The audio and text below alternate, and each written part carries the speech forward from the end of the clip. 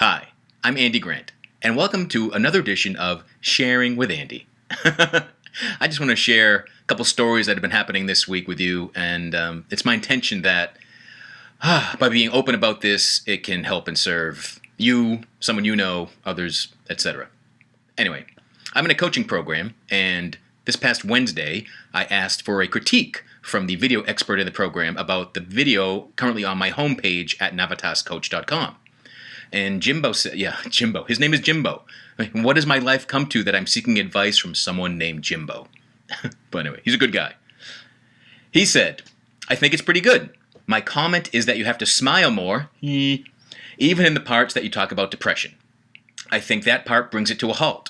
And it makes me think you haven't gotten over the depression, like you were still dealing with it, but hey, aren't we all? Laugh out loud. Otherwise, it's good. So what I took from that, well, first I realized I asked for a critique because I wanted him, the expert, to come and say, excellent, it's great, you're awesome, keep doing it. But he said I need to smile more, which fine, okay, I can smile more. But he said even when I'm talking about my story of overcoming depression, now, it feels really inauthentic and fake for me to sit here and smile and go, yeah, I was depressed and suicidal. It was just awesome. Like, that just feels fake to me. But this bugged me for like solid 24 hours. I could only think about this critique and what the heck did it mean? So after some insight, after tossing and turning, after thinking about this and digging deep, I realized it wasn't about smiling. It wasn't the trigger for me was that he was really calling out a fear that I have. My fear is that if I share my story, if I work with people who are feeling depressed, if I work with people who are suicidal, as I speak and present, if I let that sort of energy into my space, that it will suck me back down. There's a fear that maybe I'm not over it. You know, can anyone be over this forever?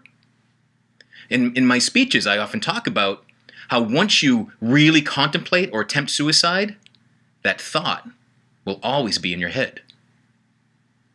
So thereby, how can anyone be over it? How can it be done forever? Perhaps it can't. And that was my fear. And Jimbo nailed it. He called me out on my fear. So I had to resist the urge of wanting to fight this guy. Still not sure if he'll get a hug or a punch when I meet him, but he'll probably get a hug. After a punch, at least.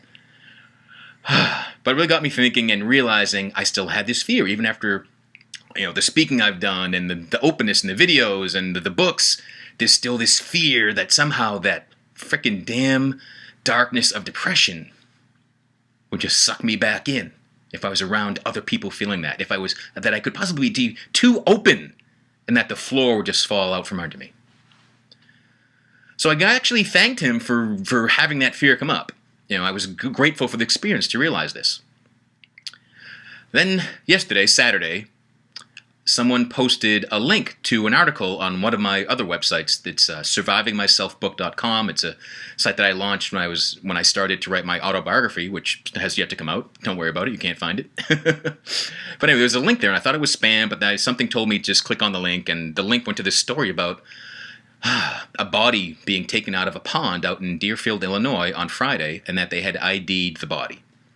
And they had ID'd the body as a friend of mine. And this friend had posted a comment on my website a few months ago, and so someone searched for his name and found that, and I guess, some anonymous person put this link so I would find out what happened. And, so the police haven't said what's what, but I'm pretty confident that he killed himself. And this is a person that had helped me in some really rough times that I had. He used to be a manager of mine at work. And he was my manager at a time when I was just, head down on my desk, not working hard, head down on my desk, bawling and sobbing and absolutely hating every bit of my existence. And he would go out of his way to get me out of the office, to take me for walks, to check in on me, to make sure I was doing something on the weekend. He would call me, visited me at home. He was just way more than a boss. He ended up being, good friends. So when I first read the news, I went through the whole wave of different emotions. When I first read it, it was like just not possible. It just didn't make sense. And then slowly it settled in and the tears started to flow and then the anger started to come and I was pissed. I was angry at him. I was angry at me. I wanted to blame someone. I want to know what was his last straw, what happened, why didn't he reach out to me? Most of all, I was pissed at myself because I'd kept getting, I should reach out to Brian. I should reach out to Brian, see how Brian's doing, and I didn't do it. So once all the emotions were felt, once I let all the rage out, once I stopped looking for blame, I was just left with disappointment. I was disappointed in him that he made that ultimate, final, fatal mistake, or choice, rather, which I believe is a mistake, but it was his choice. And I was disappointed that I did not act on my intuition.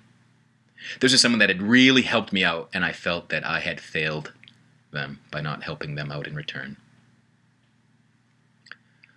But today, I still woke up with just not sadness, just this lull of disappointment is what I'm left feeling. But today it really hit me that I've now gone through my fear. The fear I identified on Thursday became a reality days later. Someone I know, someone who reached out to me, someone that I had helped previously, had taken their own life. And it sucks. But it hasn't become some spiral downward for me. It's actually inspired me to reach out to more people, to do more. Not because I want to try and save people. I just want more people to know that there are better options. They always have an option. As I dealt with suicidal thoughts and depression, my perceived range of options kept getting narrower and narrower and narrower until I thought there was nothing but death. We always have an infinite amount of possibilities, options, and choices at our disposal. Always. I just wish Brian realized that. Are there fears in your life that came to pass, that you got through, perhaps easier, more effortlessly than you had feared initially? Our fears give us opportunities to grow and expand. That's all they are. A fear for me now is a warning sign that growth is coming. A breakthrough is on the horizon because I'm afraid of it. So to Brian, I want to say, fuck you, and I love you. Be good to yourself.